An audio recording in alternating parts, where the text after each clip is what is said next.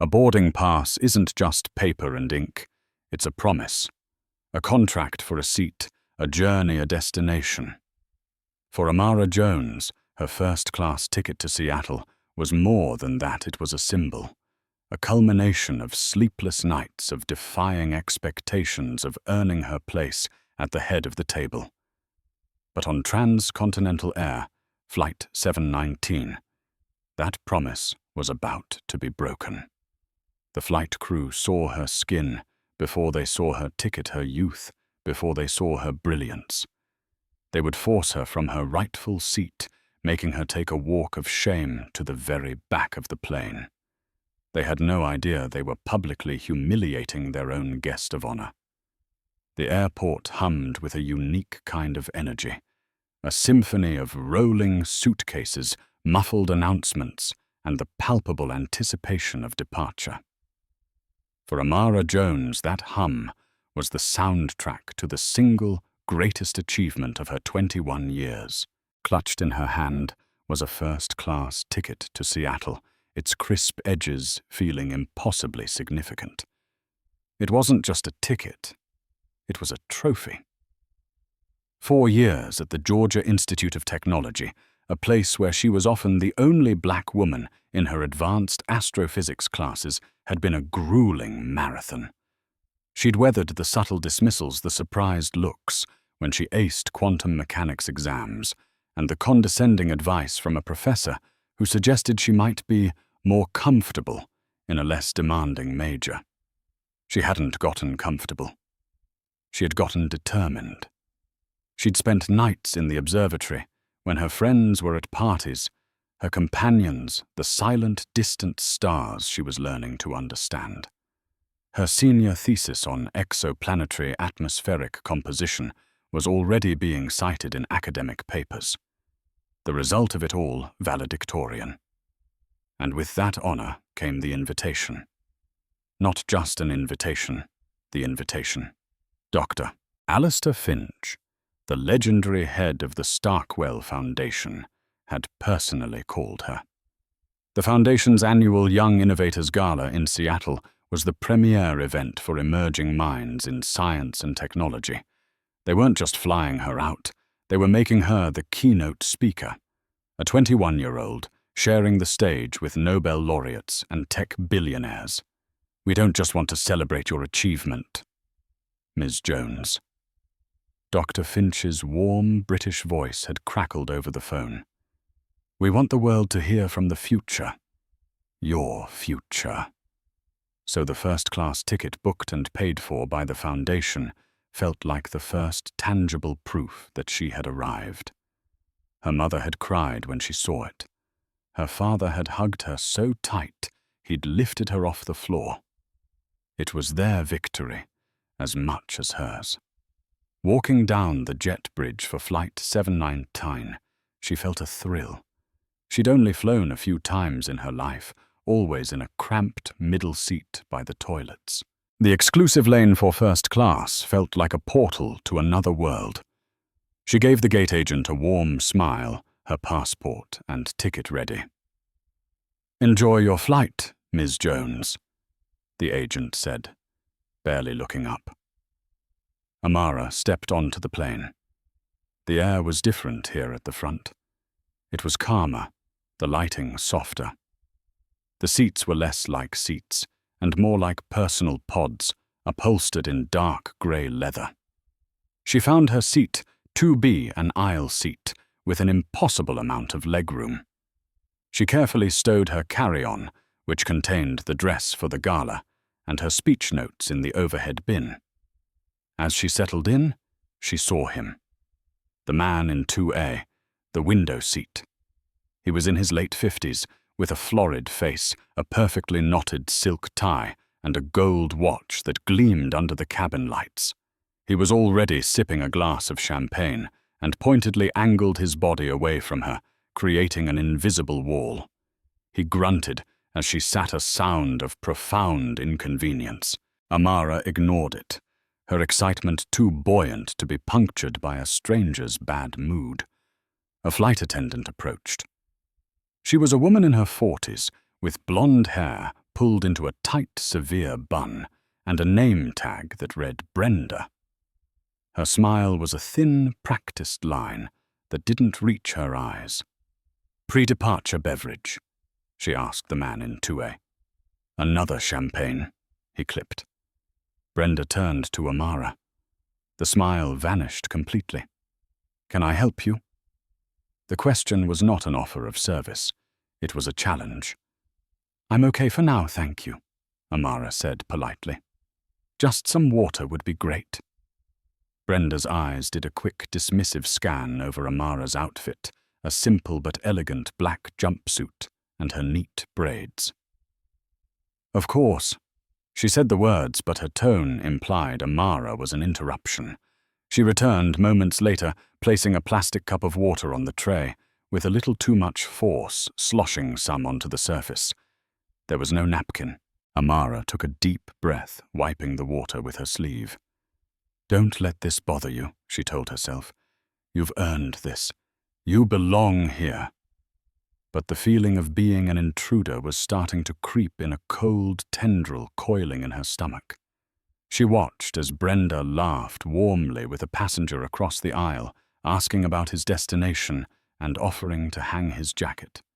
With Amara, there was only a chilling, efficient void. The man in 2A finished his second glass of champagne and pressed the call button. Brenda was there in an instant. "Yes, Mr. Harrison. My apologies," he said loud enough for Amara and several others to hear, "but I seem to have a bit of a situation here." He gestured vaguely towards Amara. "I paid a significant amount for a first-class experience. That includes a certain ambiance, and I'm just not feeling it." Amara's blood ran cold. He wasn't even looking at her, but he was talking about her, as if she were a piece of luggage that had been misplaced. Brenda's face hardened into a mask of professional concern, but her eyes, when they flicked to Amara, held a glint of vindication. "I understand completely, sir," she said in a low, conspiratorial tone. "Allow me to handle this." She turned to Amara, her posture rigid. The final passenger had just boarded. The cabin door was being sealed. They were a captive audience. "Ma'am?" Brenda began, her voice suddenly loud and authoritative, cutting through the quiet cabin murmur. "I'm going to need to see your boarding pass again."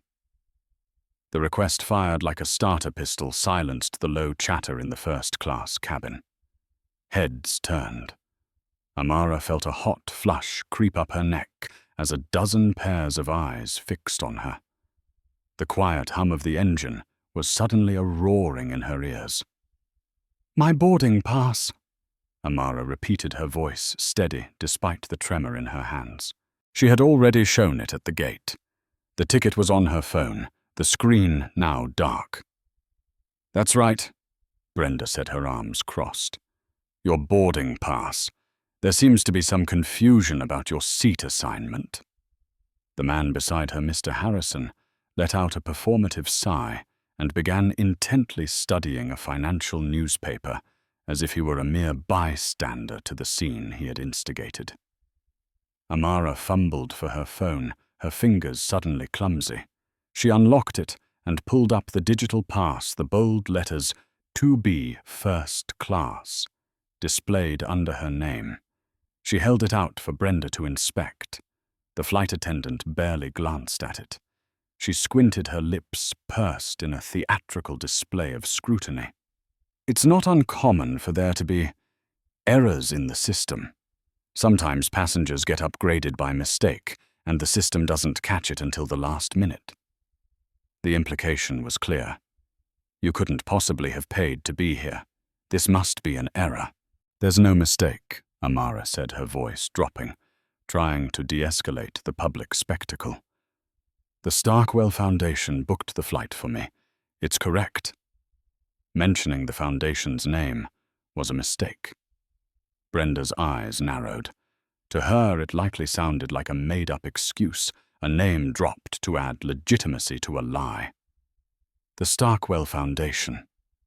Brenda repeated, drawing out the words with mocking emphasis. I see. Well, the manifest I have is showing a discrepancy. I need you to gather your belongings. Panic, cold and sharp, pierced through Amara's composure. Gather my belongings. Why, my pass is right here. You can scan it again. Ma'am, please don't make this difficult, Brenda said, her voice taking on the patronizing tone one might use with a difficult child. We have a full flight today, and we need to get underway. The seat you are in is reserved. It's reserved by me, Amara insisted, the injustice of it all making her voice shake. My name is Amara Jones. It's on the ticket. It's on your manifest. A man in seat 3D, a young tech bro type with noise-cancelling headphones, spoke up. Hey, just show her the manifest, lady. Settle this and let's get going. Brenda shot him a glare that could curdle milk. Sir, I am handling a delicate situation. Please allow me to do my job. She turned back to Amara, her patience visibly gone. I am not going to argue with you. You are not supposed to be in this seat. Now either you can collect your things and I will find you your correct seat, or I can have you removed from the aircraft for non-compliance. The choice is yours. The threat hung in the air, heavy and suffocating. Removed from the plane, Amara whispered, horrified. This flight was everything. The gala, the speech, the culmination of her life's work so far, it all hinged on her being on this plane. She couldn't risk being deplaned, arrested, and becoming a viral video of an unruly passenger. She looked around the cabin for help, for a single face that showed support or understanding. She saw mostly averted eyes. People suddenly fascinated by the safety card, their phones, the ceiling. They wanted the discomfort to end. They didn't care how, only that it did so quickly. The man in 3D had already put his headphones back on, retreating from the conflict. The only person meeting her gaze was a man in 4A. He looked to be in his late 30s with a kind, worried face. He looked like he wanted to say something but hesitated, caught in the paralysis of a bystander. Defeated, Amara felt the fight go out of her. The public humiliation was a raw, open wound. To argue further would only make her the villain in their story. She had been expertly cornered. Fine, she said, the word tasting like ash. Her voice was barely audible. Fine. Thank you for your cooperation, Brenda said, her victory, smug and absolute. She gestured down the aisle with a sharp flick of her wrist. Your seat is in the rear of the aircraft, Section E. I'll show you. Amara stood up on trembling legs. She reached into the overhead bin to retrieve her carry-on, her movements stiff and robotic. Every eye was on her. She felt their stares like physical blows, a mixture of pity, annoyance, and suspicion. She could hear their unspoken thoughts. See, we knew she didn't belong. Brenda stood impatiently, arms crossed again, tapping her foot. Mr. Harrison, her seatmate, didn't even have the decency to look at her.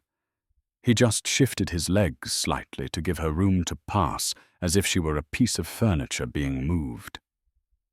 With her bag in hand, Amara faced the long, narrow aisle. It looked like a mile-long gauntlet. Past the curtain, separating the classes into the crowded, noisy world of economy. She had to walk past every single person who had just witnessed her being treated like a criminal. Brenda gestured for her to go, a silent, imperious command. Amara took the first step, leaving the plush carpet of first class behind. The walk from seat 2B to the back of the plane was the longest journey of Amara's life. Each step was a fresh wave of humiliation.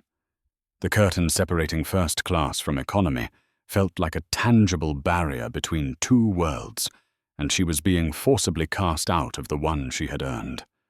As she passed through the curtain, The atmosphere changed instantly. The calm, spacious cabin gave way to a dense forest of seats, filled with the cacophony of families, settling in friends, laughing, and the electronic chime of video games. The air was thicker, warmer, and the stares were different. Here, people didn't know the context. They just saw a flight attendant grimly escorting a young black woman from the front of the plane to the back. The looks were a mixture of curiosity and judgment. What did she do? Did she sneak into first class? Is she being arrested? Amara kept her eyes fixed on the worn blue carpet, focusing on placing one foot in front of the other. Her face was a stoic mask, but inside her spirit was crumbling. Brenda led her down the aisle without a word, her presence a silent proclamation of Amara's guilt. They passed row after row of passengers. A mother shushed her child and pulled him closer as Amara passed. A group of college boys on their way to a spring break trip paused their loud banter to watch her go by, one of them letting out a low whistle. Each glance, each whisper, was a fresh cut. Finally, they reached the last few rows of the plane where the fuselage narrowed, and the rumble of the engines was a constant bone-jarring vibration. This was the section next to the galley, and the lavatories where a line of people would inevitably form. Brenda stopped at row 38. "Here," she said, pointing to 38E, a middle seat. The seat was an island of misery, wedged between a large, sweaty man, who was already overflowing into the space, and a teenager with headphones blasting music so loud Amara could hear the tinny beat from 2 feet away. The legroom was non-existent, her knees pressing hard against the seat in front of her. "My bag won't fit up here," Amara said numbly, gesturing to the already overflowing overhead bins. Brenda let out an exasperated sigh. "Then we'll have to gate check it." She snatched the bag from Amara's hand without asking. The bag with her gala dress and her keynote speech. "Wait," Amara pleaded. "There are fragile things in there, and my speech." "It will be fine," Brenda snapped, already turning to walk away. "You can pick it up at baggage claim in Seattle. Now please take your seat so we can depart." There was no choice. Amara squeezed past the man at the aisle, murmuring an apology he didn't acknowledge. She folded herself into the cramped seat, the armrests digging into her sides. The door to the lavatory opened and closed each time with a loud whoosh. Brenda's voice came over the PA system moments later, bright and cheerful. "Ladies and gentlemen, on behalf of Transcontinental Air, I'd like to welcome you aboard Flight 799 with service to Seattle. We are just completing our final safety checks and should be pushing back from the gate momentarily." Amara leaned her head back against the hard, unforgiving seat and closed her eyes, willing herself not to cry. It was one thing to be doubted by professors or ignored by classmates. That was a battle she knew how to fight with hard work, with excellence, with results that spoke for themselves. This was different. This was a public stripping of her dignity based on nothing but a stranger's prejudice and a flight attendant's malice. The man from seat 4A, the one with the worried eyes, got up to use the restroom. As he passed her row, he paused for a fraction of a second. Their eyes met. He opened his mouth as if to speak, then seemed to think better of it, giving her a small, helpless shrug before continuing on. Another person who saw injustice and chose silence. The disappointment was a heavy weight in her chest. The plane taxied, rumbled down the runway, and finally lifted into the air. Atlanta shrank below them, a sprawling grid of glittering lights. Amara was supposed to be watching this from a wide, comfortable window, sipping water from a real glass, feeling triumphant. Instead, she was crammed in the back, her belongings gone. Her spirit bruised, flying towards the most important night of her life, feeling smaller than she ever had before. She pulled out a small notebook and a pen from her purse. If they had taken her speech, she would write it again. They could take her seat, they could take her bag, but they would not take her voice. An hour into the flight, the plane was a self-contained universe, cruising at 35,000 feet. The cabin lights were dimmed, and a movie marathon was in full swing. Amara, unable to focus, was sketching out the key points of her speech on a cocktail napkin, the only paper she could find. The words felt hollow, her thoughts clouded by the lingering sting of her demotion. Suddenly, the PA system crackled to life, silencing the movie soundtracks and waking sleeping passengers. It wasn't the chipper automated voice announcing turbulence. It was a person, their voice calm and authoritative. "Good afternoon, ladies and gentlemen. This is your Captain Eva Rostova speaking." The voice was female, with a faint, unplaceable Eastern European accent. It commanded attention. "We have a smooth flight ahead of us today, with an expected on-time arrival at Seattle-Tacoma International Airport. I hope you're all comfortable and enjoying the service from our excellent transcontinental crew." There was a pause. Amara braced herself for a standard weather update. "On a more personal note," Captain Rostova continued, her tone shifting slightly, becoming warmer, "I'd like to take a moment of personal privilege.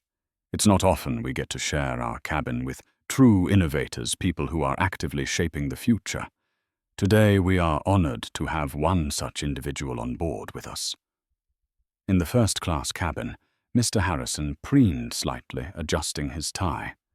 He glanced around, assuming the captain might be talking about him, a titan of industry. Across the aisle, a well-known software developer also sat up a little straighter. Brenda, serving drinks from her cart near the front, paused and smiled. She loved when VIPs were acknowledged. It made the flight feel more prestigious. "This person is traveling to Seattle to be the guest of honor and keynote speaker at the Starkwell Foundation's Young Innovators Gala."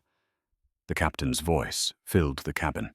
"An event that celebrates the brightest young minds in the world." Mr. Harrison's self-satisfied smile faltered. He wasn't speaking at any gala. He looked around, confused. "As a former engineer myself, I am always thrilled to see groundbreaking work in the aerospace field. Our special guest is this year's valedictorian from the Georgia Institute of Technology, whose thesis on exoplanetary atmospheric composition has turned the heads of the entire scientific community." A ripple of murmurs went through the plane. In the back, Amara's head shot up. Her heart began to pound against her ribs. She couldn't be talking about me. Could she? She represents the very best of a new generation of scientists, and we at Transcontinental Air are incredibly proud to be flying her to her well-deserved celebration. The captain's voice swelled with genuine admiration. "So if you would please join me in a round of applause to congratulate and welcome our guest of honor, who is seated in 2B today, Ms. Amara Jones." Silence. A thick, profound, and utterly horrifying silence fell over the first-class cabin. It was as if the oxygen had been sucked out of the air. Brenda, holding a can of tomato juice, froze mid-pour. The can slipped from her fingers, clattering onto the galley floor and splashing red liquid across the pristine white cabinets. Her face, already pale, turned a ghostly white. Her eyes darted wildly around the front cabin, searching for Amara in seat 2B. But seat 2B was empty. Mr. Harrison stared at the vacant seat beside him, the seat he had complained about. The seat from which he'd had its occupant, the guest of honor, removed. The blood drained from his face, leaving his skin a blotchy, mottled pink. He looked like he had seen a ghost, the man in 4A. The one who had watched everything unfold, slowly lowered his head into his hands, groaning softly. The applause started slowly, mostly from the back and middle of the plane, where passengers were unaware of the drama. They were just happy to celebrate something good. But in the front, the silence stretched taut and unbearable. Captain Rostova, oblivious in the cockpit, waited for a response. "Ms. Jones, perhaps she has headphones on. Flight crew, could you please pass on my congratulations?" That question, broadcast to the entire plane, was the final nail in the coffin. Brenda's entire body began to tremble. Her mind raced, replaying the confrontation. The condescending tone, the threat, the long, shameful walk she had forced upon the very person the captain was lauding as a genius. Every passenger in first class who had witnessed the event was now staring at her, their expressions a mixture of shock, dawning horror, and contempt. She had not just made a mistake. She had, in front of an audience of the airline's most valuable customers, committed an act of professional suicide. And deep down, in a place she refused to acknowledge, she knew why she had done it. She had seen a young black woman in a place she didn't think she belonged, and had acted on that ugly, buried prejudice. The captain's voice came on the intercom again, this time connected only to the cruise channel, but the click was audible. "Brenda, what's going on? Is Miss Jones not in her seat?" Brenda couldn't answer. She was paralyzed, standing in a puddle of tomato juice, her carefully constructed world collapsing around her. The guest of honor wasn't in seat 2B. She was in 38E, crammed between two strangers because of her. The aftermath of the captain's announcement was chaos in slow motion. A junior flight attendant, seeing Brenda's catatonic state, rushed to the front. There's been a mistake, Captain," she stammered into the phone. "A seating issue. We're resolving it now." In the cockpit, Captain Eva Rostova's brow furrowed. "A seating issue. With our guest of honor. Explain." The junior attendant's frantic, whispered explanation over the intercom was all it took. A few moments later, the fasten seatbelt sign pinged on, even though the air was perfectly smooth. Captain Rostova was coming out. A tall, imposing woman with sharp features and silver-streaked hair, pulled back in a severe bun, emerged from the cockpit. She wore her captain's uniform with an air of absolute authority that made Brenda's earlier posturing look like a child playing dress-up. Her steel blue eyes swept over the first-class cabin, taking in the empty seat at 2B Brenda's ashen face, and Mr. Harrison, who was now attempting to become one with his leather seat. She didn't speak to Brenda. Not yet. Her gaze found the junior flight attendant. "Where is she?" she asked, her voice low and dangerously calm. "Row 38, Captain. Seat E." Without another word, Captain Rostova began the long walk to the back of the plane. The passengers watched in stunned silence as the pilot herself marched down the aisle on a mission. The authority rolling off her was palpable. This was not a woman who tolerated incompetence. Back in row 38, Amara was a statue. She had heard it all. The announcement, her name, her seat number, the confused silence. She felt a strange, dizzying mix of vindication and renewed anger. They knew. Now they all knew. When Captain Rostova arrived at her row, she stopped. She looked at the cramped conditions at Amara's knees, jammed against the seat in front of her, at the man beside her snoring loudly. The captain's expression was grim, a mask of professional fury. "Ms. Amara Jones, she asked, her voice now gentle, respectful. Amara looked up and simply nodded, unable to find her voice. On behalf of Transcontinental Airlines, and from me personally, I am profoundly sorry. Captain Rostova said, her voice clear enough for the surrounding rows to hear.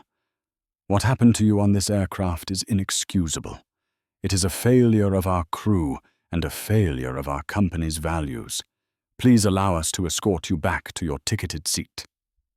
Behind the captain, a pale and trembling Brenda had appeared, urged forward by another crew member. Ma'am, Brenda began, her voice cracking. I am so sorry. There was a manifest error. I was just following procedure. I didn't. The excuses tumbled out weak and transparent. Amara looked past the captain and directly at Brenda. She saw not just a flight attendant who had made a mistake, but the embodiment of every person who had ever judged her on sight. For the first time since boarding, Amara felt her power return. She was no longer the humiliated girl. She was the guest of honor. She took a slow, deliberate breath. A manifest error? Amara asked, her voice quiet, but carrying the weight of the entire incident. Or a judgment error? You didn't look at your manifest. You looked at me, and you decided I didn't belong. Brenda flinched as if struck. No, That's not. You didn't just ask me to move. Amara continued, her voice gaining strength. You accused me in front of everyone. You threatened to have me removed from the plane. You took my bag with my speech in it. Was that all part of the procedure for a manifest error? The captain put a hand on Brenda's arm, silencing her. She is right, Rostova said, her voice like ice. Go back to the galley, now! Brenda scurried away, utterly defeated. Captain Rostova turned back to Amara. Please, Ms. Jones, let us correct this. We have your seat waiting for you. We will find your bag immediately. Amara looked from the captain's earnest face to the empty first-class seat far down the aisle. Moving back there now wouldn't erase what had happened. It would be like trying to put a shattered vase back together. The cracks would always be there. In fact, accepting the seat now felt like accepting an apology that wasn't enough. It would make the other passengers comfortable again. It would smooth over the incident and allow everyone to forget. And Amara Jones would not let them forget. Thank you, Captain, she said with a newfound, unshakable poise. I appreciate your apology, but no. The captain blinked, surprised. No. No, Amara repeated firmly. You asked me to move to this seat. This is where I was told to sit. So this is where I will stay for the rest of the flight. To go back up there now would be to pretend that this never happened, and it did happen. I think it's important that we all sit with that for a while. Her decision hung in the air, more powerful than any outburst could have been.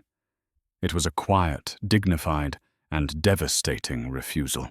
She was reclaiming her story, not by taking back the luxury seat, but by owning the injustice of the one she was in. Captain Rostova stared at her for a long moment, a flicker of profound respect in her eyes. She recognized the strength in Amara's choice. It was a checkmate. I understand, the captain said, finally, nodding slowly. As you wish. Is there anything at all I can get for you? Anything? Yes, Amara said. My notebook and pen fell on the floor. I'd like to finish writing my speech. As Captain Rostova retrieved the notebook from the floor and handed it to Amara with the reverence one might reserve for a historical document, the man in 4A finally found his courage. He unbuckled his seatbelt and made his way to the back.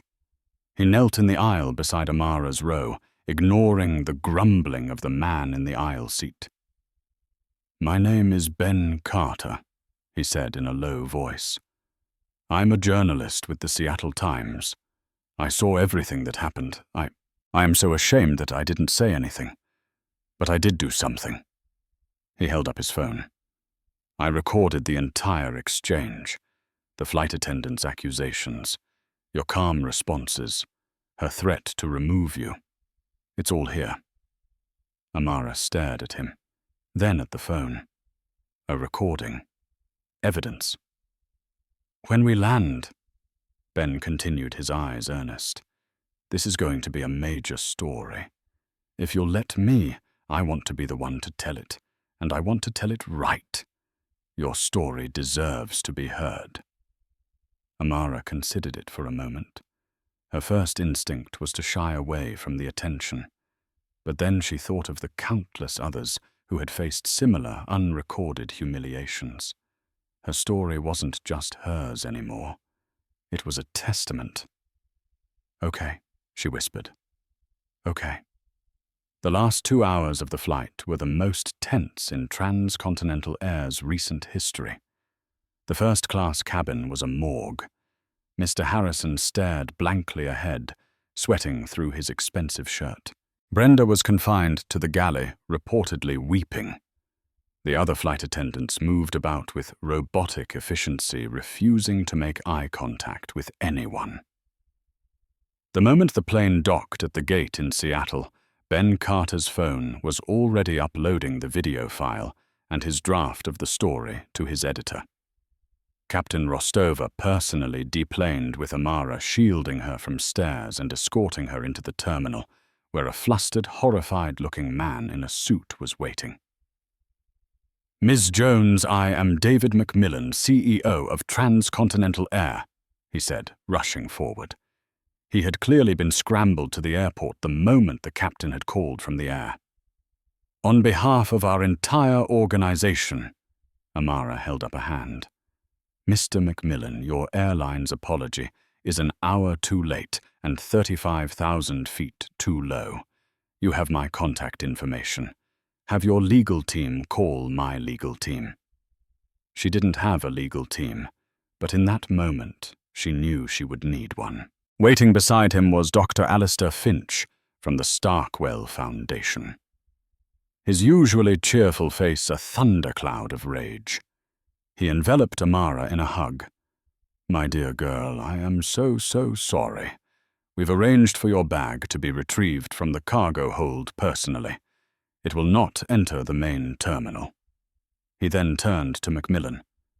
"Mr. McMillan, your airline's sponsorship of our gala is hereby terminated, effective immediately." McMillan blanched. The Starkwell Gala sponsorship was a multi-million-dollar contract.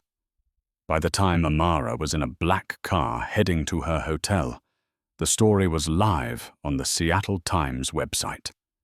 Ben Carter's article, complete with the damning video, was an explosion on the internet.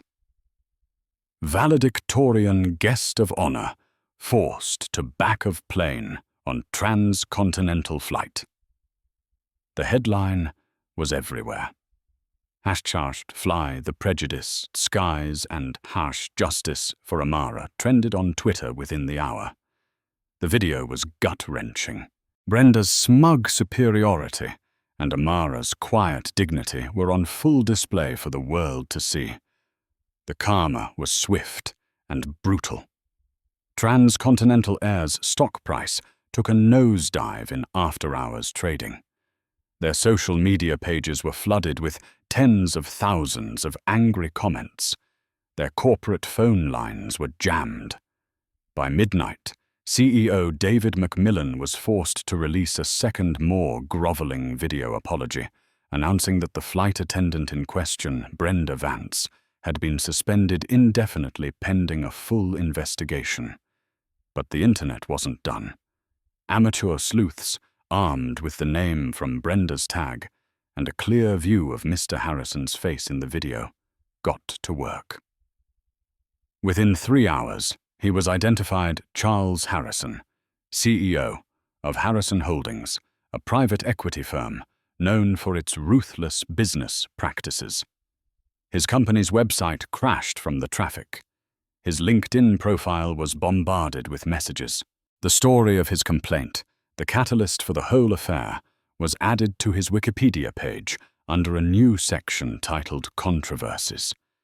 The machine of public reckoning was just warming up. Amara, now safely in her hotel suite, watched it all unfold on her laptop, a surreal and terrifying storm that she was at the center of. The world now knew what had happened on Flight 719. The question was, what would happen next? The world does not spin on an axis of justice, but sometimes gravity pulls in favor of the righteous. For the architects of Amara Jones's humiliation on Flight 719, gravity was about to become an unforgiving, crushing force. The reckoning was not a single event, but a series of precise, devastating detonations that dismantled their lives piece by piece. The first to fall was Brenda Vance.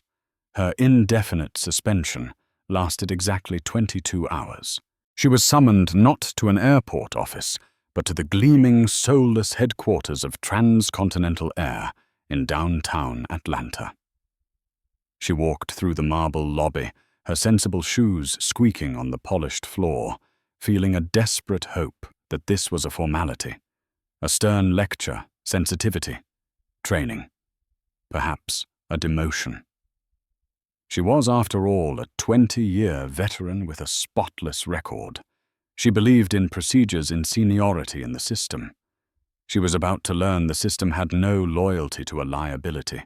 She was shown into a boardroom with a panoramic view of the city. Waiting for her were not her direct supervisors, but 2 vice presidents and a shark-eyed woman from the corporate legal department. There was no friendly chatter.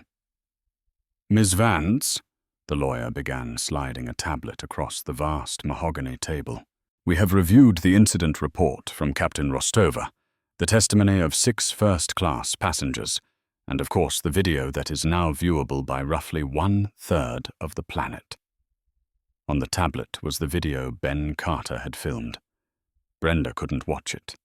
She stared at her own hands, twisting a loose thread on her cuff. "In the video," the lawyer continued, her voice as sharp as a shard of glass, "we see you ignore a valid boarding pass. We see you escalate the situation with a paying customer. We hear you threaten to have her deplaned. At no point do we see you consult the manifest, which we have confirmed was accurate. At no point do we see you attempt to de-escalate. What we see, Ms. Vance, is an employee who, based on her own biases, decided a passenger was a liar and proceeded to publicly humiliate her. That passenger is now a national hero, and this airline is the villain in her story. Our stock is down 7%. Is there anything in that summary you find factually inaccurate?" Brenda opened her mouth, the excuses she had rehearsed dying on her lips. I thought it was a mistake. Mr. Harrison complained. I was under pressure." "Mr. Harrison's complaint is a separate, though related issue." A vice president cut in his voice, heavy with contempt. "Your job was to verify the ticket and placate the passenger. You failed on all counts. Your actions have already cost this company an estimated $40 million in market capitalization and the Starkwell Foundation sponsorship. That does not include the settlement we will inevitably be paying Ms. Jones." "I'll call the union," Brenda whispered, a last-ditch threat. The lawyer gave a thin, cruel smile. "We already did. They've reviewed the evidence. Their official position is that they cannot and will not defend an employee whose actions so flagrantly violate both company policy and federal anti-discrimination laws. They send their regards." And that was it. Her career, 2 decades of her life, evaporated under the cold fluorescent lights of that boardroom. She was handed a box to clean out her locker. Security escorted her from the building, a walk of shame far more permanent than the one she had inflicted on Amara. The news vans were already waiting outside her suburban home. Her name, face, and story were now public property, a cautionary tale of modern-day bigotry. Simultaneously, in a skyscraper in New York City, a similar corporate execution was underway. Charles Harrison sat at the head of his own boardroom table, but he was no longer in command. The faces staring back at him, the board members he had hand-picked, the men he golfed with, were cold, their eyes flinty. "Charles, this is a catastrophe," said a woman named Eleanor Vance, the board's lead independent director. "We're not talking about a bad press cycle. We're talking about brand annihilation. The hashtag #boycott Harrison Holdings is trending. The California Teachers Pension Fund just pulled $500 million. They cited the moral turpitude of the firm's leadership." "It was a misunderstanding." Harrison blustered, his face the color of a ripe plum. "The girl was being disruptive. The media is twisting this. We've seen the video, Charles," Eleanor said flatly. She was sitting quietly.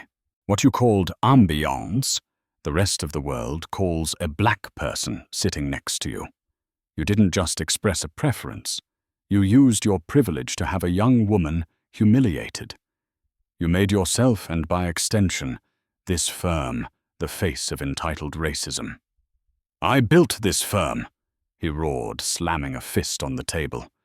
"And you have now endangered it," Eleanor countered, unmoved. "Your personal conduct has become a direct and material threat to shareholder value. The board has held a vote.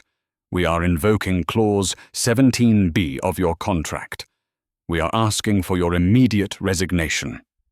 Harrison stared at her, his mouth agape. He had always seen himself as a titan, an untouchable master of the universe. But in that moment, he was just a liability, an asset to be liquidated.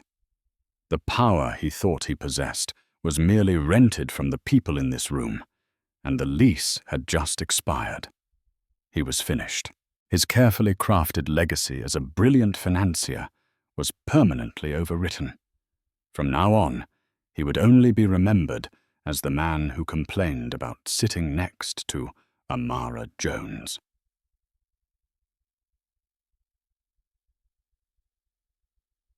While their worlds crumbled, Amara's was being forged in the heart of the storm.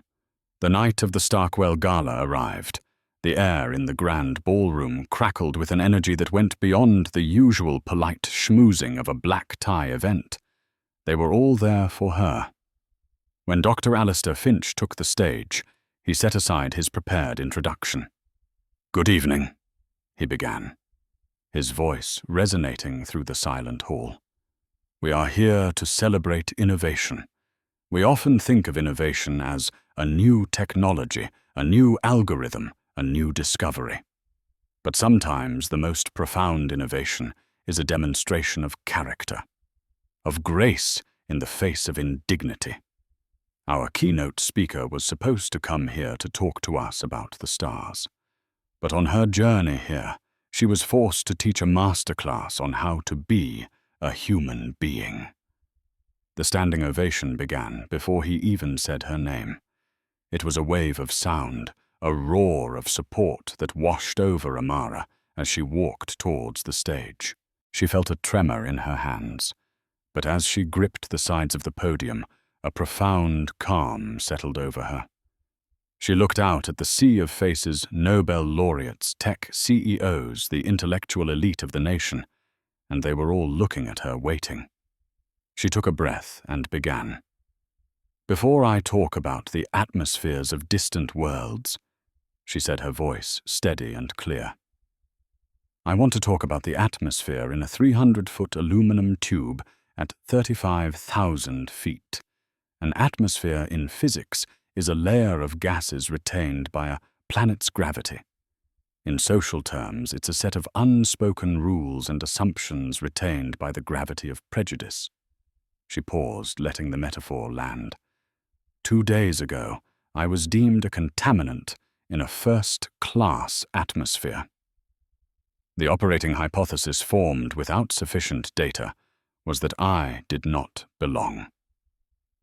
This conclusion was reached not through logic, but through a recursive error in our social code, a bias that executes when certain inputs are received. In my case, the input was the color of my skin. She recounted the events of the flight with the dispassionate precision of a scientist presenting a paper. There was no quaver in her voice, no appeal for pity. She simply stated the facts, and their cold brutality was more damning than any emotional appeal could have been.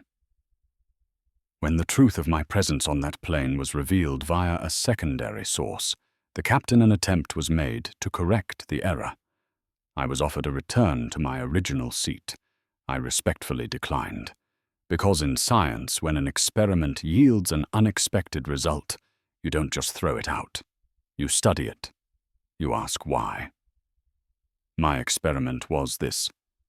What is the value of a seat if the dignity of the person in it is considered conditional? Returning to seat 2B would have reset the system to a false equilibrium. She continued, her voice rising with passion. It would have made everyone comfortable again. But comfort is the enemy of progress. The discomfort in that cabin was data. It was the friction of a system confronting its own flawed programming. I chose to stay in seat 38E, not as a punishment, but as a living reminder of the error. A reminder that you can't fix a problem by simply moving it out of sight. She connected her experience to the very purpose of their gathering. We are all here because we believe in seeking truth, whether it's in the heart of a distant nebula or the code of a new AI. We look for potential. We look for what is possible. My work involves analyzing the faint light signatures of exoplanets, searching for signs of life hundreds of light years away. It is an act of profound optimism. But what is the point of searching for potential across the vastness of space if we fail to see the potential sitting right next to us? If we allow our vision to be distorted by the old gravitational pull of prejudice? She looked across the room, making eye contact with the titans of industry. So my challenge to all of you tonight is not just to innovate in your labs and your boardrooms. It's to innovate in your humanity. Debug the code of your own biases. Question the systems you operate in. And the next time you see someone being relegated to the back for any reason, ask yourself a simple question. What brilliance are we as a society casting aside in our quest for comfort? She finished, and for a moment there was absolute silence. Then the room exploded. It wasn't polite applause. It was a roar of catharsis and acclamation. People were on their feet, tears in their eyes. She had done more than give a speech. She had delivered a manifesto. The aftermath was a deluge. Her new agent, secured by Dr. Finch, before she even left the stage, fielded calls from every major publishing house. The bidding war for her memoir, Seat 38E, ended with a staggering 7-figure advance. The law firm of renowned civil rights attorney Benjamin Crump took her case against Transcontinental Air pro bono. The eventual settlement was historic, not for the monetary sum, most of which Amara immediately pledged, but for the mandatory sweeping policy changes it forced upon the airline, which would be known internally as the Jones Directives. She accepted a visiting fellowship at MIT, but her true passion became her foundation. With the first check from her book deal, she launched the 38E Scholars, a program dedicated to funding and mentoring underrepresented students in STEM. Its mission was simple: to ensure that the next generation of brilliant minds would never have to question if they belonged in the front of the room. Amara Jones had boarded a plane as a valedictorian. She had been treated like a trespasser. But she had walked off it a leader, her voice amplified by the very injustice meant to silence it. Her journey down that aisle was not a walk of shame, but a path to power, proving that sometimes the view is clearest from the back of the plane, where you can see everything that's wrong with the front. Amara's story isn't just about a plane ride. It's a powerful reminder that the worst moments of prejudice can inadvertently reveal the strongest characters. The crew of Flight 799 tried to put her in her place, but instead they showed the entire world her true place at the forefront of a new generation. Justice in this story wasn't just a legal settlement. It was swift public karma. It was the complete reversal of fortunes, where those who dealt humiliation were themselves humiliated, and the one they tried to diminish rose higher than ever. What do you think? Was the airline's response enough? What would you have done in Amara's shoes? Let me know your thoughts in the comments below. If you believe that dignity and respect should never be questioned, hit that like button to show your support. And don't forget to subscribe and turn on notifications for more true-life stories of justice and karma. Thanks for listening.